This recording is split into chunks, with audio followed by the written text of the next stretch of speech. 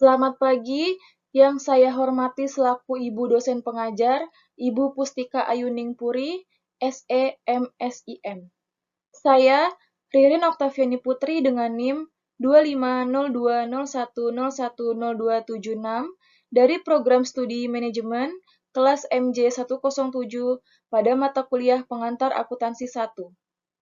Di sini saya akan mempresentasikan hasil pengerjaan tugas mata kuliah Pengantar Akuntansi 1 yang mencakup persamaan dasar akuntansi bengkel cahaya dan siklus akuntansi Salon Devi untuk periode akhir tahun 2024. Pertama, kita melihat persamaan dasar akuntansi untuk bengkel cahaya milik Tuan Abdullah di Bogor untuk periode Januari 2024. Fokus di sini adalah menerapkan prinsip aset sama dengan liabilitas plus ekuitas. Setoran modal pada 2 Januari. Transaksi diawali pada 2 Januari di mana Tuan Abdullah menginvestasikan uang pribadinya sebesar Rp2.500.000 dan peralatan senilai Rp500.000 sebagai modal awal. Pencatatannya yaitu pada sisi aset, akun kas bertambah Rp2.500.000 dan akun peralatan bertambah Rp500.000. Pada sisi ekuitas, akun modal bertambah sebesar totalnya yaitu Rp3 juta. Pembelian perlengkapan tunai 4 Januari. Membeli perlengkapan seharga Rp150.000 secara tunai.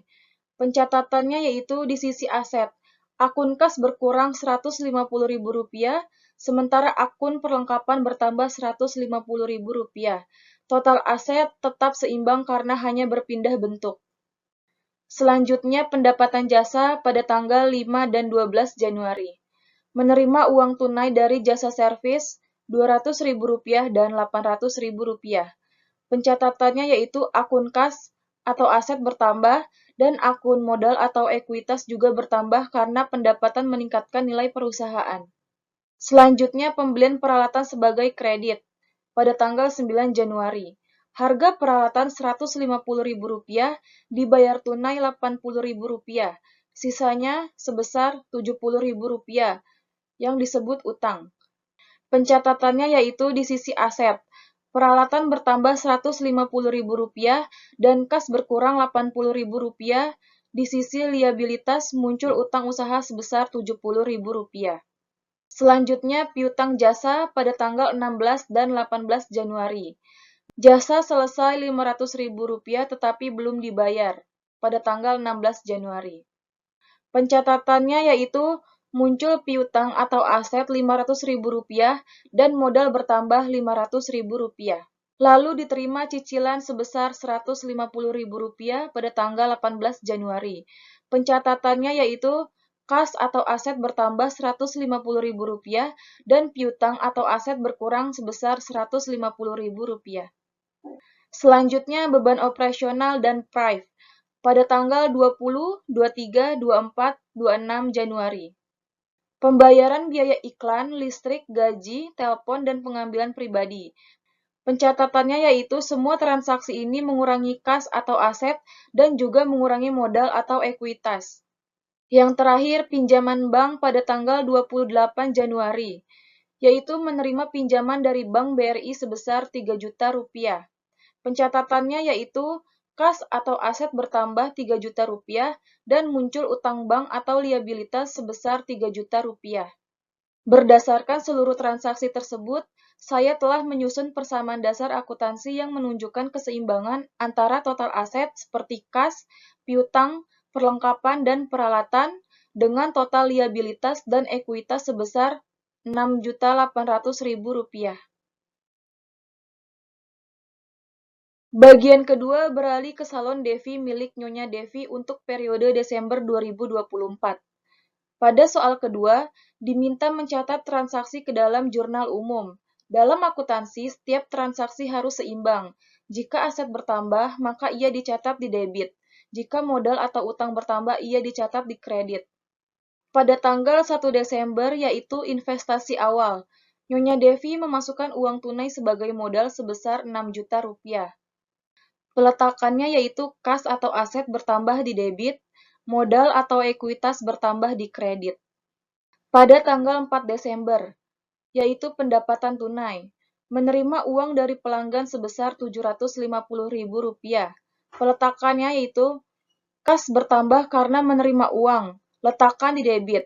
Pendapatan jasa bertambah di kredit karena merupakan penghasilan. Pada tanggal 7 Desember, yaitu pembelian kredit. Membeli peralatan di UD Jati Jaya, tapi belum dibayar sebesar Rp600.000. Peletakannya yaitu peralatan atau aset bertambah di debit, utang usaha atau liabilitas bertambah di kredit karena menjadi kewajiban. Pada tanggal 11 Desember, yaitu pembelian tunai. Membeli perlengkapan salon secara tunai sebesar Rp250.000. Peletakannya yaitu perlengkapan atau aset bertambah di debit, kas berkurang di kredit karena uang keluar. Pada tanggal 18 Desember yaitu pembayaran beban. Membayar tagihan listrik sebesar Rp250.000. Peletakannya, beban listrik dicatat di debit karena beban mengurangi ekuitas, dan kas berkurang di kredit.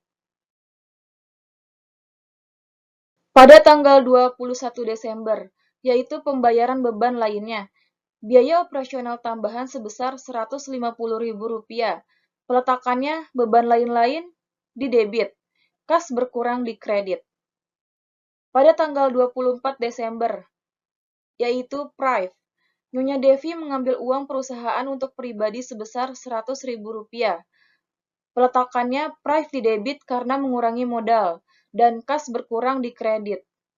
Pada tanggal 25 Desember, yaitu pendapatan campuran, menerima Rp400.000 secara tunai dan Rp200.000 dijanjikan nanti. Kas bertambah Rp400.000 diletakkan di debit. Piutang usaha bertambah Rp200.000 diletakkan di debit. Dan pendapatan jasa bertambah sebesar Rp600.000 diletakkan di kredit. Pada tanggal 28 Desember yaitu penerimaan piutang. Pelanggan membayar utangnya sebesar Rp100.000. Peletakannya yaitu kas bertambah di debit dan piutang usaha berkurang di kredit karena tagihan sudah sebagian dibayar. Terakhir pada tanggal 31 Desember, yaitu pembayaran gaji. Membayar upah karyawan sebulan sebesar Rp300.000. Peletakannya yaitu beban gaji bertambah di debit dan kas berkurang di kredit. Total saldo akhir jurnal umum ini menunjukkan angka yang seimbang antara debit dan kredit sebesar Rp9.100.000.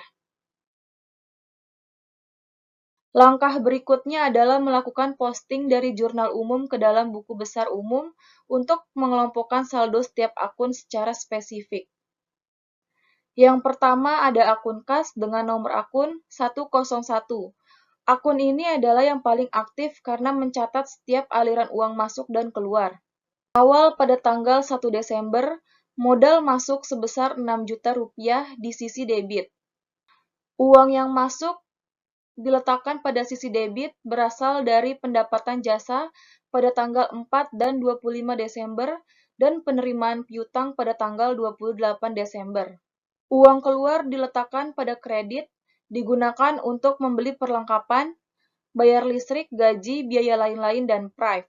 Saldo akhirnya, total debit dikurangi total kredit menghasilkan saldo sebesar Rp6.200.000 diletakkan pada sisi debit. Selanjutnya, akun piutang usaha dengan nomor akun 102. Mencatat hak perusahaan atas uang yang belum dibayar pelanggan. Pada tanggal 25 Desember, muncul piutang sebesar Rp200.000 diletakkan di debit karena pelanggan belum membayar jasa secara penuh. Pada tanggal 28 Desember, pelanggan membayar Rp100.000, maka piutang berkurang di sisi kredit. Saldo akhirnya, sisa tagihan pelanggan adalah Rp100.000 diletakkan pada sisi debit. Selanjutnya, perlengkapan dan peralatan dengan nomor akun 103 dan 121. Perlengkapan dengan nomor akun 103 bertambah sebesar Rp250.000 diletakkan di debit dari pembelian tunai tanggal 11 Desember. Peralatan dengan nomor akun 121 bertambah sebesar Rp600.000 diletakkan di debit dari pembelian kredit tanggal 7 Desember. Karena tidak ada pemakaian yang dilaporkan atau penjualan kembali, saldo tetap di sisi debit. Selanjutnya, akun utang usaha dengan nomor akun 201 mencatat kewajiban perusahaan kepada pihak luar. Pada tanggal 7 Desember, muncul utang sebesar Rp600.000 di sisi kredit karena membeli peralatan secara kredit. Untuk saldo akhirnya, karena belum ada pembayaran ke supplier UD Jati Jaya, saldo utang tetap sebesar Rp600.000 di kredit. Selanjutnya, akun modal dan prive dengan nomor akun 301 dan 302. Modal, saldo tetap sebesar Rp6 juta di sisi kredit sejak investasi awal 1 Desember. Dan prive, yaitu penarikan pribadi Nyonya Devi sebesar Rp100.000 dicatat di sisi debit. Prive bersifat mengurangi modal, itulah sebabnya diletakkan di sisi yang berlawanan dengan modal. Selanjutnya pendapatan jasa dengan nomor akun 401, yaitu mencatat total penghasilan yang diperoleh salon. Terjadi transaksi pada tanggal 4 Desember sebesar Rp750.000 dan 25 Desember sebesar Rp600.000. Saldo akhirnya total pendapatan adalah Rp1.350.000 diletakkan pada sisi kredit. Selanjutnya akun beban-beban dengan nomor akun 501, 502, dan 503. Semua beban dicatat di sisi debit karena beban mengurangi ekuitas perusahaan.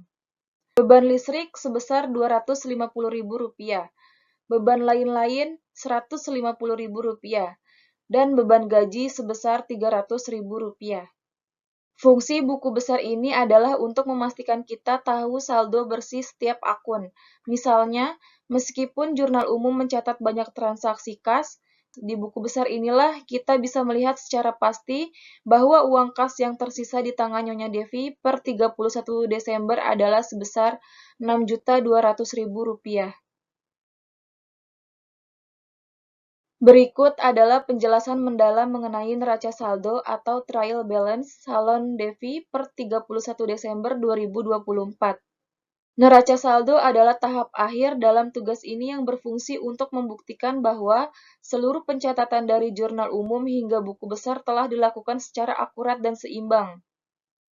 Fungsi neraca saldo sendiri yaitu mengumpulkan semua saldo akhir dari setiap akun yang ada di buku besar. Tujuannya adalah memastikan bahwa total nilai di sisi debit sama dengan total nilai di sisi kredit. Yang pertama ada kelompok aset, diletakkan pada sisi debit. Aset adalah sumber daya yang dimiliki salon. Saldo normal aset selalu di sisi debit. Kas dengan nomor akun 101 sebesar Rp6.200.000. Ini adalah sisa uang tunai yang tersedia setelah semua penerimaan dan pengeluaran selama bulan Desember. Piutang usaha dengan nomor akun 102 sebesar Rp100.000. Ini adalah sisa tagihan kepada pelanggan yang belum dibayar hingga akhir bulan. Selanjutnya perlengkapan dengan nomor akun 103 sebesar Rp250.000. Ini adalah nilai bahan habis pakai salon yang telah dibeli. Selanjutnya, peralatan dengan nomor akun 121 sebesar Rp600.000. Ini adalah nilai aset tetap berupa peralatan salon yang dibeli Nyonya Devi. Selanjutnya, kelompok liabilitas dan ekuitas yang diletakkan pada sisi kredit, menunjukkan sumber pendanaan aset baik dari utang maupun modal pemilik. Utang usaha dengan nomor akun 201 sebesar Rp600.000, ini adalah kewajiban yang masih harus dibayar kepada UD Jati Jaya atas pembelian peralatan. Selanjutnya modal dengan nomor akun 301 sebesar Rp6 juta. Ini adalah investasi awal yang disetorkan oleh Nyonya Devi. Selanjutnya pendapatan jasa dengan nomor akun 401 sebesar Rp1.350.000. Ini adalah total penghasilan yang dikumpulkan salon selama Desember. Selanjutnya kelompok prive dan beban yang diletakkan di sisi debit. Prive dan beban dicatat di debit karena sifatnya mengurangi nilai ekuitas atau modal perusahaan. Prive dengan nomor akun 302 sebesar Rp100.000, ini adalah penarikan uang perusahaan untuk keperluan pribadi pemilik. Selanjutnya, beban listrik dengan nomor akun 501 sebesar Rp250.000. Ini adalah biaya operasional listrik. Selanjutnya, beban lain-lain dengan nomor akun 502 sebesar Rp150.000. Ini adalah biaya operasional tambahan lainnya. Yang terakhir, beban gaji karyawan dengan nomor akun 503 sebesar Rp300.000. Ini adalah biaya upah untuk tenaga kerja. Neraca saldo ini adalah pembuktian dari tahap sebelumnya. Angka Rp7.950.000 yang muncul secara seimbang atau balance di kedua sisi menunjukkan bahwa proses posting dari jurnal umum ke buku besar telah dilakukan dengan benar. Jika angka ini tidak sama, berarti ada kesalahan dalam pencatatan atau perhitungan saldo di buku besar.